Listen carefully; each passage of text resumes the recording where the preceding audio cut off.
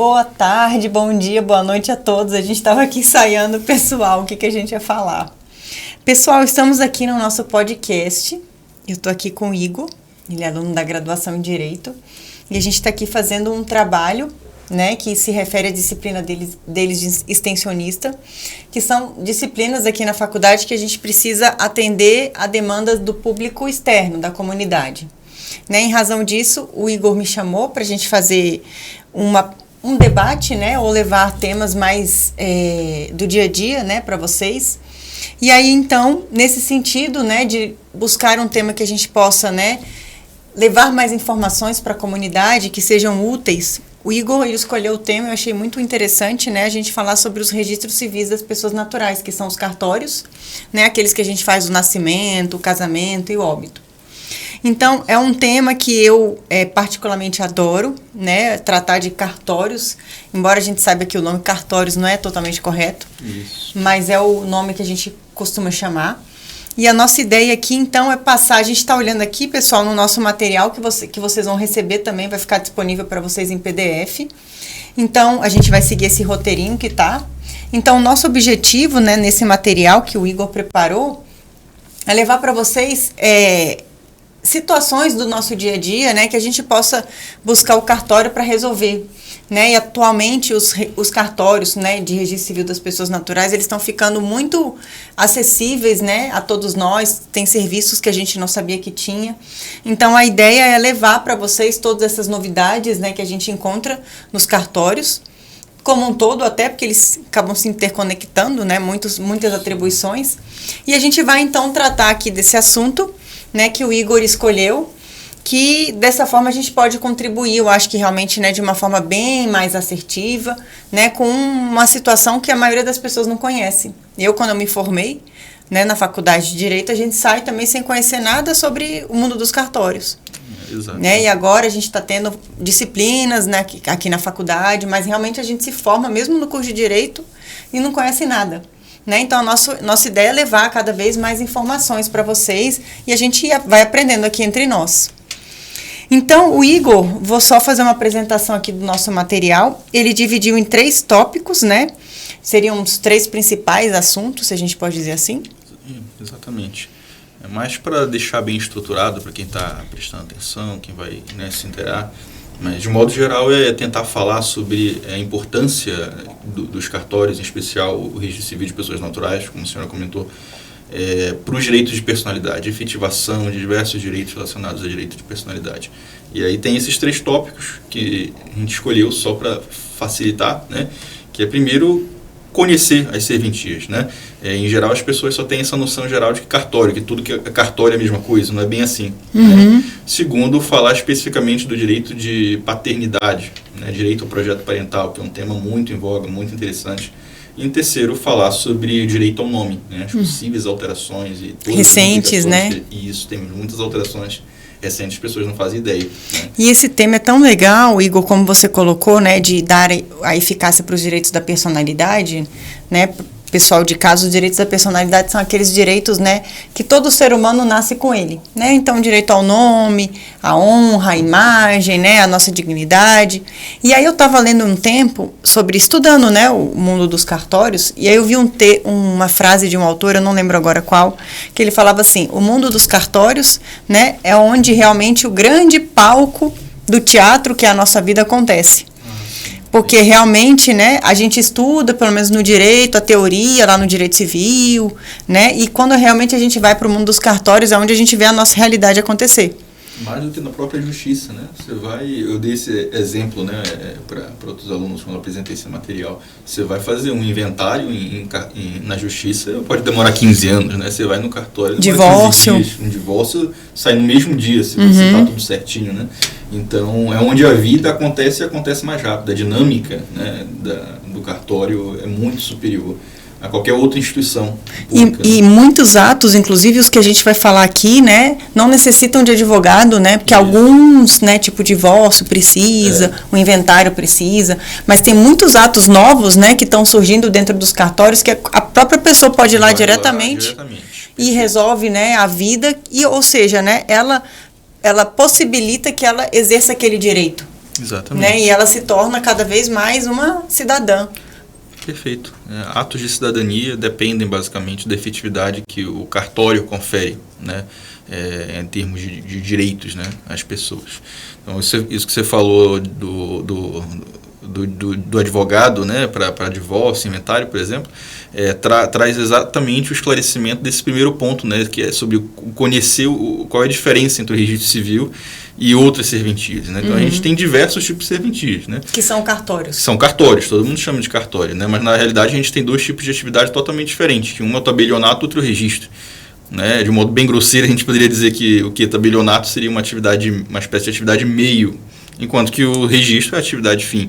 Né? O tabelião, né, que é o responsável pelo tabelionato, ele confecciona instrumentos públicos, muitos dos quais vão ingressar nos registros civis.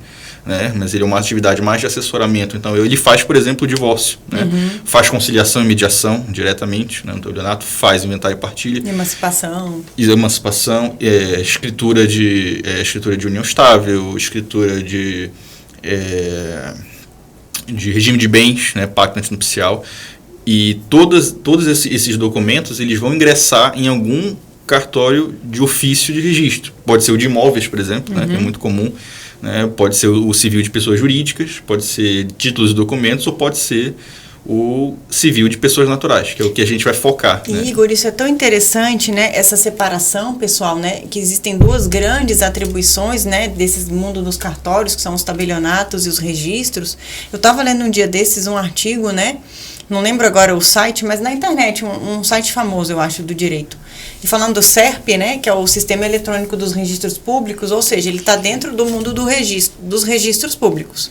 Sim. E aí os autores toda hora falando dos notários. É muito comum. Totalmente outro universo, né? O tabelionato de notas não entra no mundo do SERP. Não. E então falta realmente, né, a base do conhecimento, né, para a maioria das pessoas, para a gente não sair, às vezes, né, escrevendo algo que não é correto. Exatamente. A gente mesmo se refere à atividade, né, ao tema como direito notarial e registral. Né? Na verdade, as duas disciplinas elas têm uma certa independência. Né? Então, isso é uma coisa interessante. Em geral, mesmo os profissionais do direito não fazem a menor ideia de que isso existe, de que existem essas diferenças. A gente, né, da minha época, assim, a gente se formou, ninguém estudava isso na faculdade. Né, eu fui estudar porque eu fui trabalhar com esse assunto, ou porque alguém quer prestar um concurso. Mas se a gente não tem, né, esse chamariz, a gente acaba deixando de lado esse estudo.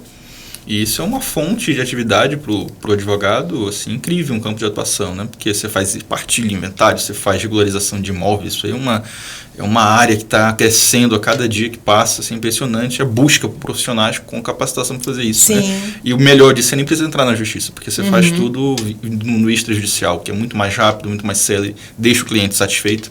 Né? Então, é um campo que eu tenho uma fé assim, que está em expansão. Né? Em breve, as universidades, as faculdades vão estar dando mais eu também acho, atenção, né, ao extrajudicial, de modo geral.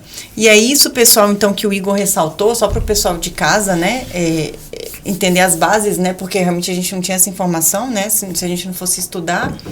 Então, a gente vai estar falando dentro do mundo dos registros públicos, né, separadamente do mundo dos tabelionatos, né, e é onde os registradores, eles fazem o registro. Né? Então, eles pegam muitas das vezes ou os documentos, né, que os tabelionatos fizeram, ou né, a certidão de nascido vivo, né, ou uma certidão de óbito. Documentos privados, às vezes. Né? E aí lá eles, né, assentam no livro, como a gente diz, ou seja, eles escrevem no livro e aquela informação é um registro e torna-se pública. Isso, aí você sai de lá com uma certidão, né? Muita gente acha que aquilo ali é o registro de nascimento, né? E, na verdade, aquilo é uma certidão, certifica um registro que está escrito no livro público que você nunca vai ter acesso diretamente, né? Isso. É um livro que não está disponível, né, para os cidadãos, de modo geral. E a certidão é a que comprova, né, que eu fiz o registro. Mas o registro realmente é colocado no livro. No livro, exatamente. Então, os registradores, pessoal, só para a gente estabelecer, são a todos esses registros, né, de pessoas naturais, pessoas jurídicas, títulos e documentos, imóveis, RI, que fazem, né, informações se tornarem públicas. Exatamente. Diferentemente dos tabelionatos, que eles fazem documentos, tem outras atribuições também, tá, pessoal? A gente só está sendo mais, né, sem aprofundar muito, mas eles fazem, né, os nossos documentos e onde a gente leva, na maioria das vezes, para registrar, é dentro dos registradores. Exatamente. O interessante, pessoal, é só para levar um ponto, acho que importante para a gente que está no dia a dia, quando a gente vai lá no cartório, né, a gente vê escrito Registro Civil das Pessoas Naturais, Títulos e Documentos e Tabelionato de Notas. Gente, por isso que essa confusão, né? Então, isso não significa, né, que as atribuições se confundem, né? Mas que aquela pessoa física, né, ela acumula essas atribuições. Né? Ora ela se veste, né, com a roupa de um registrador de civil, pessoas naturais, ora ela se veste com a roupa do RI, ora do tabelionato. Né? Mas mesmo quando a gente vê escrito lá na porta do cartório, né, várias dessas, né, cada uma tem uma regra própria, cada um tem suas instruções próprias e são formas diferentes de atuação. Isso vai depender da lei de organização judiciária de cada estado, né? Cada estado tem o seu. Em vários estados, na verdade, em todos, eles permitem a acumulação de serviços para comarcas pequenas, né, que não tem tantas pessoas assim, né, um público tão grande. Então, para que seja viável até, né, a serventia, economicamente, eles permitem a acumulação. À medida que a serventia cresça, né, em volume de arrecadação, né, de serviços, aí eles vão desmembrando. Mas isso é comum de acontecer mesmo, realmente gera. Acho que é por isso que gera confusão, porque a gente vê lá um monte de atribuição, então é o registrador junto com o tabelionato, né? Exatamente. Então a gente acaba falando sem o conhecimento. Em muitos estados chama-se juizado de paz, né? Não é juiz de paz, não é o... serventia de paz, escrivania de paz, né, na verdade. Em Santa Catarina é assim, eu acho que no Maranhão também chama, se eu não estou enganado, mas alguns estados chamam assim. O que é a escrivania de paz? É quando acumula notas com a RCPN. Porque você vai lá, já instrumentaliza o documento que você precisa para ingressar no RCPN. Então já faz tudo no mesmo local. Então acho que por isso que gera confusão, né? Porque, mas eu fiz lá o documento e fiz o registro. Então, para a gente, né, que está só fazendo o ato, a gente não percebe que tem duas atribuições, né? Mas é isso, você faz o ato... Que são coisas totalmente diferentes. Totalmente diferentes, são regras totalmente diferentes, né? Princípios totalmente diferentes. Então, a gente vai tratar aqui, né, do Registro Civil das Pessoas Naturais. Isso. Basicamente, é um grande repositório dos dados do cidadão, né? Dos atos civis, dos dados da vida civil do cidadão, né? O seu estado civil, seja individual, né, político, familiar, ele está todo registrado no RCPN. Então, basicamente, é o Estado reconhecendo formalmente a sua existência. Sem um registro civil, você não tem existência formal perante o Estado. Né? Teve até uma pesquisa da ONU, uma época que fundamentou um texto, né, que foi... culminou no reconhecimento do direito ao registro civil como um direito humano fundamental. Né? Porque em muitos lugares onde o subregistro é um problema sério, né, que felizmente não é mais o caso do Brasil, mas em muitos lugares do mundo ainda é assim, as pessoas não têm sequer registro, eles não têm acesso a absolutamente nenhum direito básico, né? Eles não têm direito aos atos da vida civil, né? A cidadania. Né? E isso é tão legal, né, para o pessoal de casa, porque, por exemplo, né, no Registro Civil das Pessoas Naturais, no RCPN, que a gente registra aqui, ou melhor, deixa público, né, que eu nasci, que eu casei e que eu morri, vamos botar a morte, né? São os 3 principais atos que a gente faz, vários outros que surgiram depois, mas são nesses nossos atributos, né, que nos faz possibilitar exercer os direitos inerentes àquela condição. Isso. Né? Então, se eu nasci, por exemplo, né, eu tenho personalidade, posso, né, adquirir todos os direitos. Estado civil, né, gênero, homem, mulher, idade, capacidade civil, ser emancipado, se não é nome, sobrenome, origem familiar.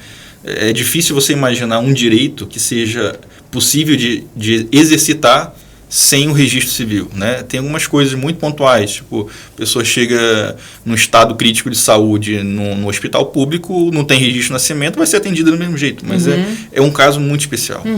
Em geral, os direitos eles não são exercitáveis sem os registros adequados, né? E aí não é só nascimento, né? É o casamento, por exemplo. Né? O casamento formaliza uma segurança jurídica, né? O óbito formaliza uma segurança jurídica. Isso do casamento, olha só, pessoal, como isso é interessante. Na minha época, né, que a gente se formava sem nenhuma informação sobre, né, o mundo dos cartórios, o que a gente fazia, nós advogados? Íamos lá e fazia o divórcio do nosso cliente na justiça, né, e a gente simplesmente entregava a sentença, a decisão judicial que, né, fez o divórcio e tá bom, cliente, você está divorciado. e os nossos clientes iam para a vida. Só que não, né? Não averbavam esse divórcio. Se a gente não registro, pega essa né? decisão judicial e leva no RCPN, nesse cartório, para todos os fins a pessoa não está divorciada. Ela continua casada. Hoje ele manda um mandado de averbação, né? Já está muito mais automático, né? Os juízes já mandam lá diretamente para o cartório, ou às vezes o advogado já pede para o juiz enviar, né? Mas é porque deu tanto problema, né? Porque a gente não levava, ninguém sabia que tinha que levar. Eu acho que no CPC novo, né? Que eu não sei se no antigo, acho que já houve uma mudança, né? Mas no novo foi formalizado. No antigo não tinha. Não tinha, né? E aí, de tão importante que é, ou seja, a gente não era considerado, por exemplo, o novo Estado Civil, divorciado, simplesmente porque eu não fiz o registro. Isso, exatamente. Então é realmente o registro que atribui aquela minha condição. E não tem, em alguns casos não tem sequer eficácia, né? Se você não fizer a averbação no registro, isso não tem eficácia perante terceiros, né? Exato. Que é o efeito erga omnes, né? Então você está divorciado, beleza, mas só vale para você e para o seu cônjuge. Para o resto da sociedade que então, comprou, vai comprar dos dois. Exatamente. Vocês dois continuam solidariamente responsáveis ali, entendeu? Tem uma série de efeitos para a sociedade que continuam vigendo se vocês não fizerem a averbação, né? A emancipação é um caso assim, né? A pessoa sai emancipada, seja decisão judicial, seja pela escritura pública, né? Se não fizer a averbação, aquilo não vale nada perante terceiros. Reconhecimento de paternidade, quando é, por exemplo, a judicial, tem que averbar também. Tem que averbar, não tem jeito. Tudo tem que passar pelo registro para ter, na verdade, a condição de eficácia, né? O registro no RCPN, como você comentou, não é constitutivo, né? Você não nasce no momento que você registra, você nasce quando nasce, né? É um fato da vida natural. Né? Porém, o reconhecimento, a eficácia desse fato para a sociedade depende do registro. Exato. Né? Então, por isso que o registro é importante, né? Porque dá essa segurança jurídica, né? Essa formalização. E toda essa nossa vida cidadã acontece no RCPN, a maioria, vamos botar assim. Tem outros, né, que tangenciam, mas é realmente aqui, né, que a gente vê a nossa vida acontecer. E o RCPN tem inclusive uma particularidade que eu coloquei aí no material, que é a capilaridade dele, né? Que hoje é muito... O RCPN é a única instituição que está presente em todos os municípios brasileiros. Todo lugar que você vai, você acha que é o Correio, né? Ou o Banco do Brasil. Mas não tem município brasileiro que não tem Correio, não tem Banco do Brasil, mas tem um RCPN. É obrigatório por lei, É obrigatório, né? Tem que ter um registro civil de pessoas jurídicas. Nem que seja um lugarzinho, de pessoas naturais, desculpa. Nem que seja um lugarzinho pequeno ali, mas tem. Então isso dá capilaridade. Aí o que a legislação está fazendo? Está aproveitando essa capilaridade para facilitar o acesso a outros serviços para o cidadão. Exatamente. Como, por exemplo, está sendo comum agora a emissão de passaporte. Né? A última vez que eu emiti passaporte, eu peguei filas. Você tinha que entrar numa demora, né? Entrar numa fila na internet, depois da fila lá, não sei não, é uma tarefa assim, pesada. E hoje, em alguns lugares, como por exemplo no Rio de Janeiro, eu acho que em Pernambuco também, você vai no RCPN, sai de lá na hora com o passaporte. Né? Em qualquer município do Brasil, do estado, né? Melhor dizendo. Então, não é só o passaporte, né? Uma série de outros documentos, né, são emitidos via RCPN. Né? A gente tem um apostilamento, por exemplo, para aquele documento que é emitido por autoridade pública no Brasil, né? Mas até mesmo um diploma, né, de universidade, mas você quer levar isso para o exterior, para ter reconhecimento no exterior. Né? Aí tem aquela convenção de Haia, né, do apostilamento, e aí você faz essa apostila, que é a posição de um selinho de validade, que vai ser lido e codificado, né, lá no exterior. Você faz isso no RCPN, né, assim como em tabelionato de notas também. Mas tem essa questão da capilaridade que é muito interessante. E foi isso, né, pensando exatamente nessa forma de acesso, né, muito mais ampla a toda a sociedade, né, que os registros civis começaram a ter novas atribuições, né, tirando essas básicas iniciais, que é onde eu registro meu nascimento, meu casamento e a morte, né, da pessoa. Várias novas surgiram até para se adequar às nossas novas formas, né, de convivência.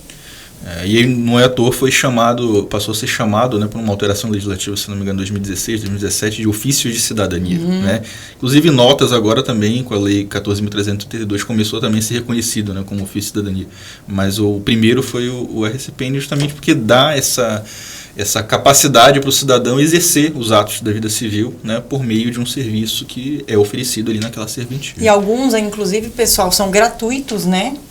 Não só gratuitos para toda a sociedade, tem aqueles que ainda são gratuitos especificamente para aquelas pessoas que não têm recursos, mas tem atos que são gratuitos para todo mundo, independente da sua condição. Nascimento e óbito, né? Você não paga absolutamente nada, independentemente do nível de renda, da riqueza acumulada, nascimento e óbito. E a primeira certidão, né, seguidas são atos gratuitos, né? Atos de adoção também, né? São registros gratuitos, né? Atos previstos no ECA de modo geral. Então tem uma série de gratuidades que o registro civil oferece, além das gratuidades para pessoas em situação de vulnerabilidade social, pessoas reconhecidamente pobres, né? Você vai lá, declara que não tem condição de pagar, né, os valores, por exemplo, de um casamento, é possível fazer, né, há essa isenção prevista na lei, né? Então vários desses serviços são porque realmente se refere à minha condição de cidadão, né? De pessoa que precisa exercer aquele direito. E não pode ser a minha falta de recursos impeditiva que vai me limitar.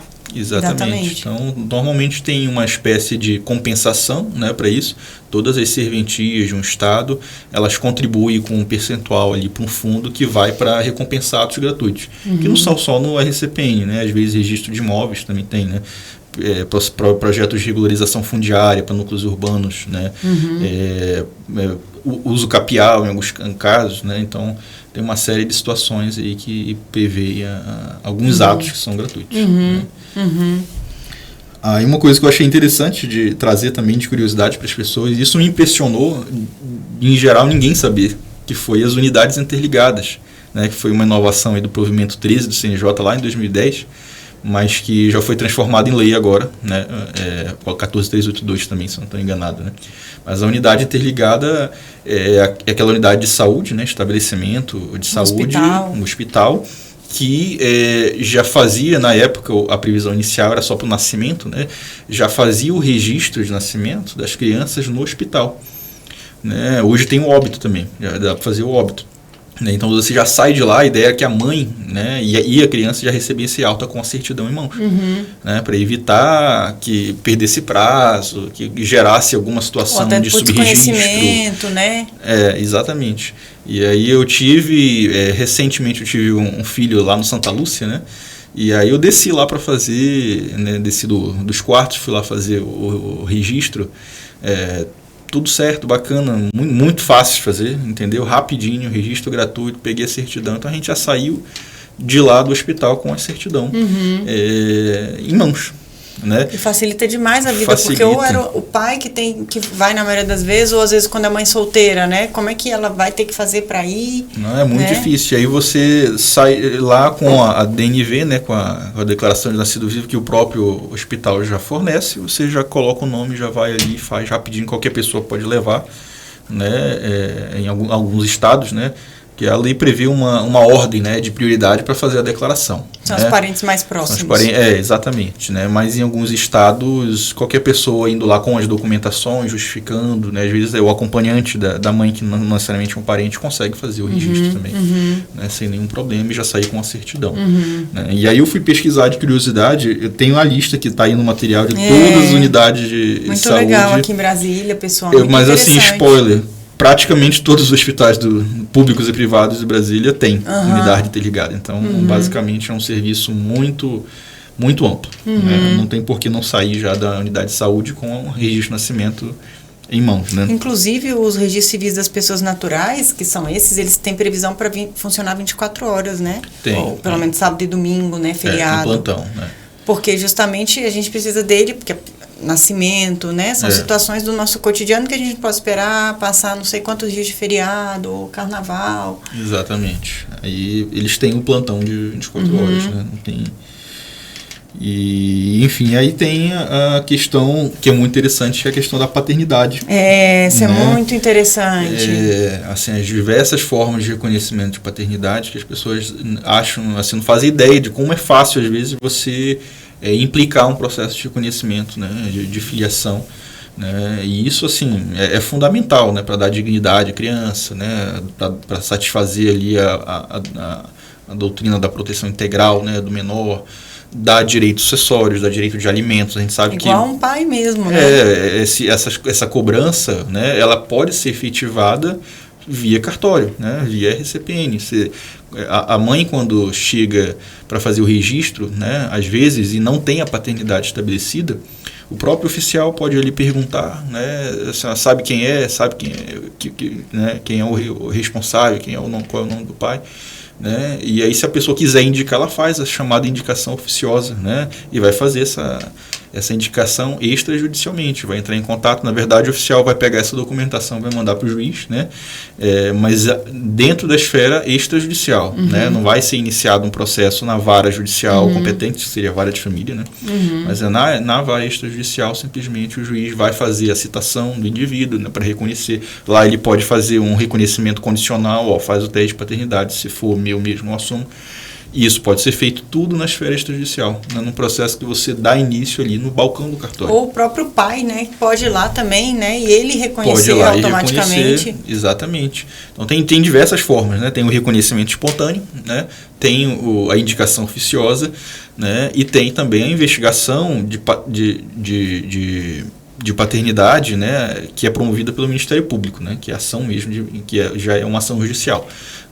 Nesse caso vai se transformar numa ação judicial, porém toda a informação é colhida, né, já adiantada no extrajudicial, ali no balcão do cartório.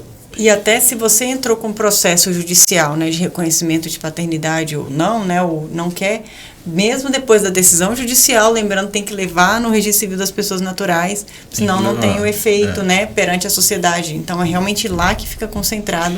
É lá, né? No caso de reconhecimento espontâneo, o pai chega, pede para reconhecer, ele vai receber um termo já pronto, vai assinar, reconhecer a paternidade e já vai ser averbado aquilo ali, já sai com a certidão nova, que é obrigado já a emitir uma certidão nova, já sai com a certidão nova de nascimento da criança com o nome do pai. E falando averbado. Em certidão nova, pessoal, esses provimentos, esses novos recentes, acho que foi o 63, né, que mudou a estrutura da certidão, né? Foi 63. E agora, na nossa época, né, a gente tinha um formato diferente de certidão de nascimento. Era uma transcrição narrativa, né? Era uma transcrição do que está no registro, né? Exatamente. E hoje a gente tem outra forma, né, justamente para poder receber, às vezes, né, uma paternidade socioafetiva. Isso, exatamente. Que agora eu posso ter 3 pais, vamos botar assim, né, duas mães e um pai, né, pode ter 3 nomes de pais, né, na minha certidão. Então eles tiveram que alterar os campos, que antes tinha pai e mãe. Né, eles tiveram que alterar o campo para poder deixar os 3 lá expressos, né? Isso aí é um tema que está também muito em voga, né? Desde daquele RE, eu esqueci qual é o nome, mas eu acho que eu tenho anotado aqui. É o 898060, né, de Santa Catarina, que foi o que a Suprema Corte reconheceu a multiparentalidade. Né? Até então, o que se discutia naquele processo era qual filiação deve prevalecer, a biológica ou a socioafetiva. Né? Então, isso era o tipo de caso que um pai reconhecia o filho, criou como filho a vida toda e aí descobriu que não era filho biológico, que era outro pai. Só que o outro pai queria assumir. Né? Só que só podia constar o nome de um deles no registro de nascimento. Que não tinha nenhum campo, né? Só tinha 2 campos. Exatamente. E aí foi a discussão, ela era recorrente, chegou à Suprema Corte para definir, na tese, qual deveria prevalecer. E no final a Suprema Corte definiu que nenhuma, as duas são importantes, as duas têm que coexistir. Né? Então, esse RE ele reconheceu a multiparentalidade e, a partir daí, houve a aprovação do provimento 63 do CNJ, né, que, entre outras coisas, cuidou da paternidade socioafetiva. E aí estabeleceu uma série de procedimentos. Né? Então, assim, e vale maternidade também, né? A gente está falando paternidade parentalidade, né? Mas pode ser também uma mãe afetiva, né? Que aquela criança tinha ou aquela pessoa tinha, né? E também pode ficar com 2 mães e um pai, 2 pais e uma mãe, por exemplo. Exatamente. E basta esse pai ou essa mãe afetiva, né, irem até o registro civil das pessoas naturais. Isso. E pedirem E pedir. E tem uma série de documentos, a documentação ela é um pouquinho mais complexa, né? Porque tem que ser feita entrevista com o oficial, tem que levar assim, histórico escolar, por exemplo, né? Fotos de família que comprovem que há um vínculo, né? Exatamente. E outra restrição que existe hoje é a de só poder haver um reconhecimento na esfera extrajudicial. Então, ou vai ter um pai ou uma mãe socioafetiva além dos biológicos. Não dá para fazer 2. Ficar com 4. Isso aí dá para fazer, mas na esfera judicial. Né? Você tem que ir para a justiça para conseguir fazer. Na ministra judicial não é possível. Isso aí foi uma alteração, na verdade. Porque quando saiu o provimento de 63, ele saiu muito amplo. Permitiu, basicamente, qualquer tipo de reconhecimento socioafetivo. Então, isso estava dando ágio àquela situação da chamada adoção brasileira. Né? Então, você tinha ali uma criança recém-nascida, com pais e mãe biológico, às vezes só com mãe biológico, e tinha um casal que queria adotar, não queria passar pelo procedimento de adoção, que é muito mais dificultoso, e aí queria se declarar pai e mãe socioafetivo cumulativamente com a mãe biológica, e na realidade eles queriam criar a criança, uma espécie de adoção brasileira, né? E aí, para evitar esse tipo de situação, né, que é um procedimento irregular, né, dentro do Estatuto da Criança e do Adolescente, o CNJ restringiu, teve alterações, foi o provimento 83, né, em 2018, que restringiu para apenas um ou outro. Né? E aí isso evita que um casal faça uma espécie de adoção, né, oculta, né, de uma criança. Essa situação, né, da paternidade socioafetiva, pessoal, é tão interessante. Estava vendo aqui, lembrando de um caso, saiu acho que na TV, mas eu não lembro quem que era a pessoa, era uma pessoa famosa, assim, rica, né, aqui no país, e ela era dona de uma grande empresa, não lembro, né, e ela não tinha filhos, né, ela não foi casada e não tinha filhos, e ela estava com uma doença bem terminal, assim, e ela queria deixar grande parte não, acho que ela tinha uma irmã, era isso, ela tinha uma irmã, e ela não tinha filhos, e aí ela queria deixar grande parte da herança, porque a nossa herança eu tenho que deixar metade necessariamente para os meus herdeiros necessários, que entraria a irmã, eu acho que era irmã.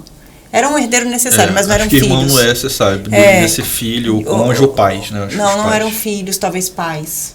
Os pais eu acho que entram ainda. Talvez pais. Filhos ela não tinha, tinha certeza. E aí o que ela fez, né, para ela conseguir? E ela queria deixar grande parte desse patrimônio dela para a pessoa que trabalhava com ela durante toda a vida e o filho dela. Ou seja, para a pessoa. E aí o que essa pessoa fez? Ela reconheceu a maternidade socioafetiva da criança, né? E aí a criança passou a ser herdeira dela. E aí, nesse sentido, ela herdou como herdeira. É normal, né? Para você... Aí você tem, desde a Constituição de 88, você tem aquele princípio da igualdade entre filhos. Então, não tem absolutamente nenhuma diferença. Se você reconheceu socioafetivo, é a mesma coisa que o filho biológico, porque ela queria o chegar adotado. na mãe da criança, porque ela queria deixar as coisas, né, para a mãe, que acho que era só uma pessoa conhecida, assim, não tinha nenhum vínculo familiar. Aí ela reconheceu a maternidade para poder deixar os bens para a mãe da criança, para a criança, né? E assim não precisar, né, ter aquela restrição de ir para os herdeiros necessários. Mas filho não tinha, agora eu não lembro qual era o que tinha. Né? Então, olha o alcance, né, que a paternidade ou a maternidade socioafetiva pode chegar, né, no mundo do direito. E assim, o que o CNJ quis evitar, né, com o provimento 83 foi as simulações, né? Porque assim, a ideia da parentalidade socioafetiva é realmente reconhecer a socioafetividade, quando existe ali aquela chamada posse do estado de filho, né? Que é aquela assim, a reputação, o nome, o tratamento, né? Aquelas situações que realmente evidenciam que existe uma relação ali de pai e filho que é recíproca. Né? Por isso que ele tem que investigar, né? Você tem que levar vários documentos. Até porque isso é uma coisa séria, principalmente quando se trata de menores, porque a relação de filiação ela é uma via de mão dupla. Né? As pessoas têm acham, né, que é só direito para a criança, né? A criança que vai sair ganhando, mas na verdade... Quando esse novo pai ou mãe socioafetivo chegar na velhice, o jogo vira. Né? A criança já adulta, agora, ela passa a ser responsável por alimentos, por exemplo, por assistência, tanto moral, física, né, financeira. Então, é uma via de mão dupla. É por isso que tem que ter cuidado, porque senão as simulações acabam acarretando uma situação que para a criança não é vantajosa, não teve o consentimento dela, né? No caso de um recém-nascido, por exemplo. Né? E ela que vai ter que arcar com essa obrigação no futuro. Então, uma das alterações do provimento 83 foi colocar a idade limite de 12 anos. Né? Então, não é possível fazer o reconhecimento socioafetivo no cartório de crianças menores de 12 anos.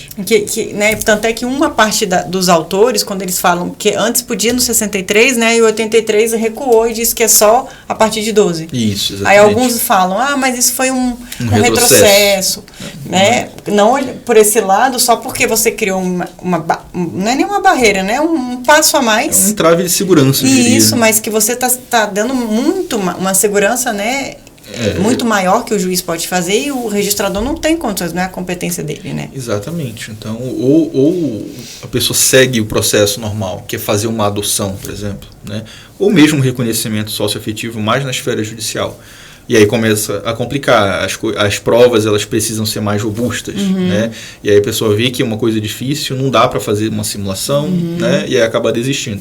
Então, para não ir para o extrajudicial para fazer uma coisa, né, simulada, eu acho que as alterações do provimento 83, longe de ser um retrocesso, eu acho que foram necessárias para dar uma segurança. Né? E aí alguns reclamam que mas reduziu muito a quantidade de reconhecimentos de parentalidade socioafetiva por causa do provimento 83. Então, se reduziu porque estava tendo eram excesso. Pais. Exatamente. Assim, socioafetivos eram até pais que gostavam, mas não tinham vínculo, né, de pai mesmo. Né? Exatamente. Essas semanas atrás surgiu uma história de um homem de 19 anos que queria adotar socioafetivamente, né, fazer o reconhecimento de uma garota de 16.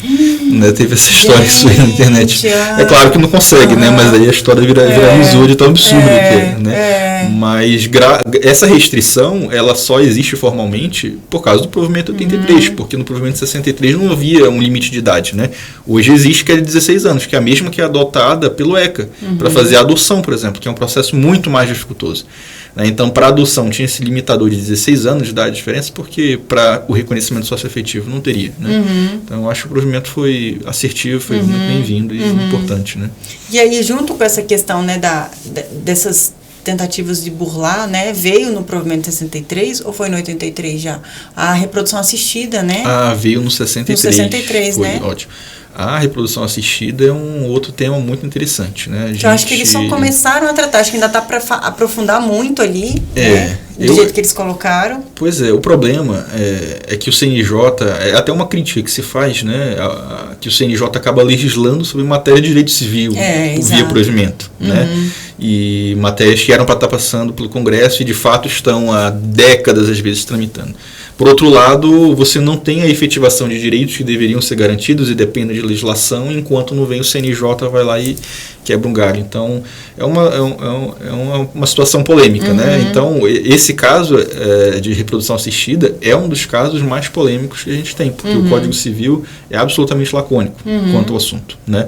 A gente tira as normas deontológicas, né, basicamente, as normas de direito para aplicação disso, das resoluções do CFM, né, do Conselho Federal de Medicina, e dos provimentos do CNJ. Às vezes dos códigos de normas dos estados, mas que não avançam tanto em relação às normas federais. Né? Eu até fiz recentemente, eu entreguei meu TCC, foi exatamente sobre isso. Né? Era uma crítica de uma autora lá da USP sobre a falta de regulamentação. Né? E a ciência médica, nessa área, ela avança de uma forma absurda, né? Evolui muito rápido. Então, isso é um mundo, se você parar para discutir aqui técnicas diferentes de reprodução assistida, nossa, isso aí é assunto para 10 horas de podcast, porque são muitas inovações, são muitas coisas diferentes. Né? E a nossa legislação é absolutamente lacônica. A gente tem um artigo ali no Código Civil falando sobre o assunto, o resto é CFM e resolução do provimento do CNJ. E aí, se você parar para pensar, né, gente, a medicina permitindo tantas formas de reprodução assistida, né, aí vai para a vida real, né, vamos botar assim, né, para a concretização ali do pai da criança ou da mãe, e agora quem vai ser? Pois né, uma coisa tão básica. E aí a gente tem o artigo 221, se não estou enganado, 222 da Constituição, fala, né, aquele direito à concretização do projeto parental, que o Estado deve oferecer, né, os recursos financeiros e educacionais, né, para concretização. E a reprodução assistida é a maneira, né, que a ciência nos aprovou aí de concretizar, né, esse projeto parental para muitos casais, né, para muitas pessoas, né, porque o provimento não se trata só de um casal. Né, se trata, às vezes, de uma pessoa solteira fazendo uma reprodução assistida. Né? Então, só para deixar... a mãe fazendo para um casal. Fazendo para o casal. Né? Só para deixar claro, né, as diferenças para quem vai assistir em casa. Né?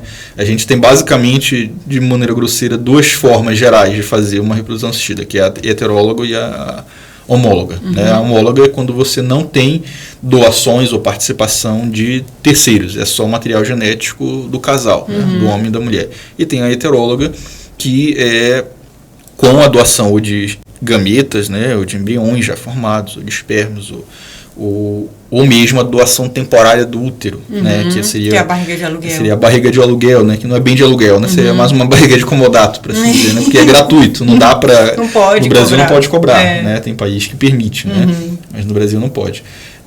Então, no que se refere à reprodução homóloga, não há, via de regra, grandes dificuldades, né? O casal pode ir lá, faz a reprodução, né? Faz a fertilização, seja in vitro, seja qualquer outra modalidade, o filho nasce, eles já são casados mesmo, vai lá e faz o registro, não tem problema nenhum. O único problema é quando existe uma inseminação pós-mortem, né? Que é aquele caso de um dos dois porque já a ter medicina falecido. Avançou, né? E permite isso. Permite. Né? Normalmente você pensa até que é o caso da mulher que sobrevive, né? Que é a cônjuge supérstite, que o marido morreu, mas havia ali o projeto parental para concretizar e ela quer dar continuidade. Mas às vezes pode acontecer o contrário, porque o embrião pode ter sido formado e ali está congelado, e a mulher morre, mas o homem quer concretizar aquilo ali, arruma, por exemplo, uma pessoa que vai ceder o útero, vai fazer a barriga de aluguel e tem a criança. Né? Então, esse é um dos temas que é regulamentado pelo provimento 63 do CNJ. Né? Então, basicamente, o que se tem hoje, teve até uma decisão recente, né, relativamente recente, uns 2 anos atrás do STJ, sobre esse assunto, confirmando, né, o provimento 63 do CNJ que precisa-se de uma autorização específica para a utilização do material genético no pós-mortem. Né? Se eu assino uma autorização para usar o meu material genético para reproduzir, essa autorização não vale quando eu morro. Né? Para ela valer quando eu morro, eu tenho que fazer uma outra específica que diz, olha, em caso da minha morte, eu autorizo, né, que seja utilizado e que seja dado continuidade ao projeto parental. E faz todo sentido, né? Porque ele é o dono do conteúdo. Uma coisa é você autorizar algo em vida. Você quer ver uma criança nascer, quer criar, quer ser pai. Outra coisa é você autorizar depois da morte. Né? Até porque há questionamentos sobre isso, por exemplo, quanto ao princípio da paternidade responsável. Quer dizer, você já vai permitir que uma criança venha ao mundo sem um dos pais. Né? Então tem uma série de dilemas éticos, né, que envolvem essa situação. Quanto à reprodução heteróloga, tem uma série, né, de situações diferentes. Né? Então, pode haver a doação de gametas, né, pode haver a doação do embrião já formado, pode haver a doação, né, do material genético masculino e pode haver a doação temporária do útero. No caso de doação temporária do útero, é uma coisa muito interessante porque não sai sequer o nome da doadora no registro. Né? Ela sai o nome dela da DNV, porque ela é parturiente. Né? Inclusive, esse é o primeiro caso, né, que venceu aquele brocardo latino, né, antigo, que se estudava no direito civil antes, aquele mater sempre est est, se não me engano, né, que a mãe é sempre certa. Né? Você nunca tem dúvida quanto quem é a mãe. Né? Hoje você tem. É verdade. Né? Porque hoje você tem uma divisão entre parturiente e mãe. A mãe é a idealizadora do projeto parental. A parturiente é aquela que cedeu o útero para aquela gestação, não necessariamente ela vai ser a mãe. Tanto que o nome dela nem vai na certidão. Não, e nem no registro, né? Porque às vezes não vai na certidão por uma questão de publicidade, mas sequer no registro vai o nome dela. A única coisa que vai existir é o arquivamento de uma autorização específica, que é um termo de consentimento que a parturiente assina, né? Que ela assina bem anteriormente, né, à fecundação, que autoriza, né, que sabe que aquela criança ali não é, que ela abre mão, né, dos direitos de maternidade sobre aquela criança. Né? Então tem que ter esse termo. Esse termo de consentimento ele é arquivado lá no registro civil de pessoas naturais, mas ele entra no registro. Quando vai fazer o registro, vai escrever, você não vai colocar o nome de quem foi parturiente. Né? Eu tenho dúvidas até se coloca que se tratou de uma reprodução assistida. Isso vai depender do estado, né? Porque aí as normas às vezes são diferentes, né, para um caso e para outro. Mas é um caso bem interessante. Né? Sobre esse assunto, mais especificamente, tem um tema que está muito em voga, inclusive está com um projeto de lei aí em andamento, que é o tal da autoinseminação, reprodução artificial caseira, que a gente chama. Né? Inclusive, você vai fazer busca aí, tem vídeos no YouTube ensinando a fazer, tem basicamente um comércio, né, que é um comércio ilegal de material genético na internet, né, de doadores de material genético. Isso é muito comum para casais homossexuais de mulheres, né, formados por 2 mulheres, que querem ter o filho, mas não tem o o recurso econômico para ir numa clínica especializada, né, por exemplo. E aí eles vão fazer uma reprodução, por assim dizer, clandestina, né? Vão pegar um material de um doador e vão fazer uma autoinseminação sem o procedimento. Não, isso aí está muito em voga, até está um projeto de lei tentando regulamentar isso, né? Porque é uma realidade, né? Infelizmente é uma realidade. Eu digo infelizmente porque é um processo muito inseguro, né? Tanto em termos de saúde, tanto que o Conselho Federal de Medicina desaconselha que se faça isso, né? Mas eu entendo o desejo, né, de muitos casais de terem a concretização do projeto parental e não terem os recursos econômicos para fazer isso, né? Mas por outro lado, né, eu acho que, como você falou, a medicina tá tão rápido, melhor, né, as necessidades da sociedade, que o provimento ainda foi falar que não era permitido ao registrador exigir o nome do pai que doava, né, o material. Porque, imagina, exigia. Então, teve que o provimento dizer que o cartório, né, o registrador, não podia exigir.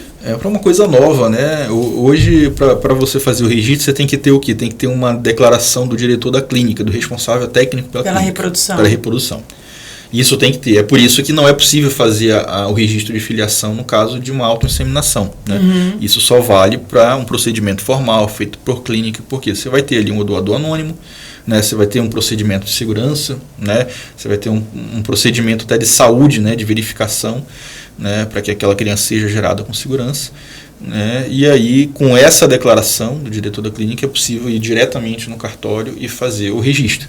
Porque a gente está falando, né, como você falou, de uma vida. Né? Sim, claro. Tem a necessidade dos pais, tem a vontade de ser pai, né? Ou em vida ou pós-mortem, né? Deixar para o outro. Mas tem toda uma vida ali da criança, né? Sim. Que ela precisa ser resguardada da melhor forma. Exatamente. Né? Desde a concepção até, né, toda a vida quando ela nascer. Exatamente. E aí o CNJ ele vai até um pouco além, né? Porque ele fala, por exemplo, que quando ocorre, né, o procedimento formal da reprodução assistida, mesmo com o doador, né, que o eventual reconhecimento, né, de quem é o doador, né, e isso pode ocorrer, por exemplo, por questões de saúde, né, de investigação de doenças genéticas. Então, né, às vezes vai ter que fazer uma doação, né, de uma medula. Exatamente, o STJ ele tem trabalhado muitas questões sobre isso, né, falando do direito à identidade biológica, à verdade biológica, à identidade genética, né, são temas que têm surgido e ocupado aí a Corte de Justiça, né? E o CNJ foi um pouco além, talvez, nesse provimento, falando que o eventual reconhecimento, né, dessa filiação biológica não implica no reconhecimento dos efeitos civis dessa filiação, né? Que é uma medida de segurança. Mas a crítica seria possível, né, fazer esse corte nos efeitos civis, efeitos sucessórios, via provimento, sem passar isso pelo Congresso. Então, complicado. É um assunto polêmico, né? O CNJ ele atua muito bem ali para tentar dar segurança jurídica nas práticas, ao mesmo tempo que oferece acesso aos serviços, né? Mas as questões elas são delicadas, né? Esse avanço da medicina lá traz mais problemas, né, para a gente pensar em termos éticos. Porque o direito ainda está lá botando forma, né? Como Exatamente. É que faz? Encaixar nas normas que já existem, né? No sistema que já existe. Exatamente. E eu acho que, pessoal, para não ficar muito cansativo, né? Porque aqui, senão a gente vai ficar, né? É muito interessante. Muito legal. Eu acho que o último tema que o Igor separou aqui foi a alteração do nome, né? Sim. Você pode fazer também hoje, né? No Registro Civil das Pessoas Naturais, diretamente, a partir dos 18 anos, que é desde o ano passado isso. Antigamente era só dos 18 aos 19, né? Era um ano após atingir a maioridade. Isso. Então as pessoas só descobriam isso quando já tinha passado há muito tempo, né? E hoje em dia não, é a qualquer momento, só que após a maioridade, né? E só pode mudar uma vez. Você vai lá, muda o nome, o prenome, né? Você faz a mudança do prenome. Agora, a mudança de nome familiar, hoje é uma coisa mais fácil, né? Você casou, né? Ou então quer colocar um sobrenome de um ascendente seu, né? Eu tenho procurado nome já do meu avô, do meu bisavô, que eu queria colocar um sobrenome a mais, né? Normalmente isso dá problema, né? Porque mudar nome, mudar documento, é uma dor de cabeça demais. Dor de cabeça. Até hoje eu tenho documentos, meu nome com a minha mãe solteira e o nome da minha mãe casada. Não, isso dá problema até para você fazer registro no Lattes. Vai fazer registro na plataforma Lattes, ele pega da Receita, a Receita tem outro nome lá. Tem outro nome, é uma dor de cabeça, uma complicação. Mas tem essa possibilidade, sobrenomes familiares de modo geral. Você consegue, às vezes, para fins de cidadania, é mais fácil, né? A maioria dos países não exige, né, que tenha o sobrenome, né?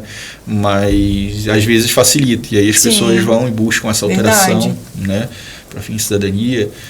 Nome de viúvo, né, uma coisa que provavelmente quer tirar, né, viúvo ou viúva, né, já terminou o casamento, a pessoa morreu já faz tempo e quer tirar, mas não quer casar de novo, então tem essa possibilidade também. Às vezes questão de divórcio, né, que a pessoa colocou o sobrenome só de um nos filhos, né, só de um, ou do marido ou da mulher, né. Eu conheço casos assim, né, que só veio o sobrenome do marido no documento das crianças, no registro de nascimento das crianças. E aí deu divórcio, né, e aí agora a mãe quer correr atrás para colocar os sobrenomes, para incluir o sobrenome, porque senão fica aparecendo, porque ela vai mudar o sobrenome, ela vai tirar o nome do marido. De onde vem essas crianças? E aí de onde, parece que eles não têm nenhuma relação, nenhum vínculo. E para resolver isso você consegue fazer diretamente no cartório, né? Desde que haja com um acordo ali entre os cônjuges, né? Porque a gente está dentro ainda do poder familiar, né? Se forem menores. Se forem maiores, aí até mais fácil, né? Basta que a pessoa dê o consentimento. Né? Um ato que eu achei muito interessante com essa mudança, né, da 1482 foi permitir os pais, né, que antes tinha... Eu tenho essa história, né, do pai, porque geralmente é o pai que vai registrar o nome da criança que nasceu e a mãe vai para casa. Sim. E às vezes o pai registra com um nome que não foi o combinado, exatamente, né? Eu tenho uma amiga que é assim.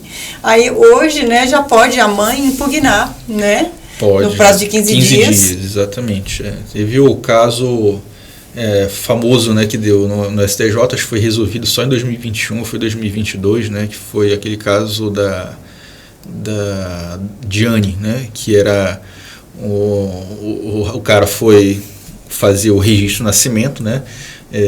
Estava contrariado com o nascimento da criança, né? Argumentou que a mulher dizia que usava anticoncepcional, achou que não ia ter filho, e aí para se vingar ele não colocou o nome, que foi o nome combinado, e colocou o nome de um anticoncepcional, né? Que seria o Diane.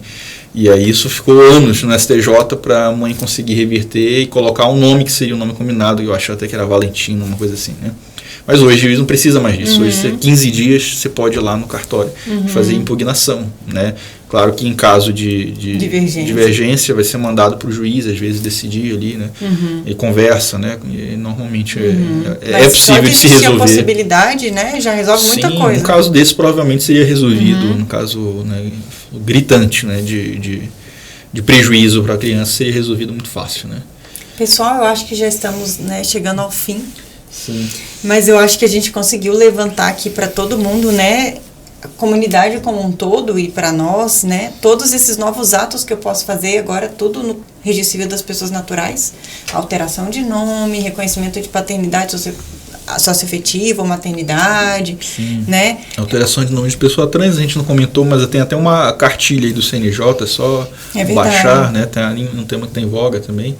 Tudo isso é possível fazer diretamente também no RCPN. Até retificação de gênero, né?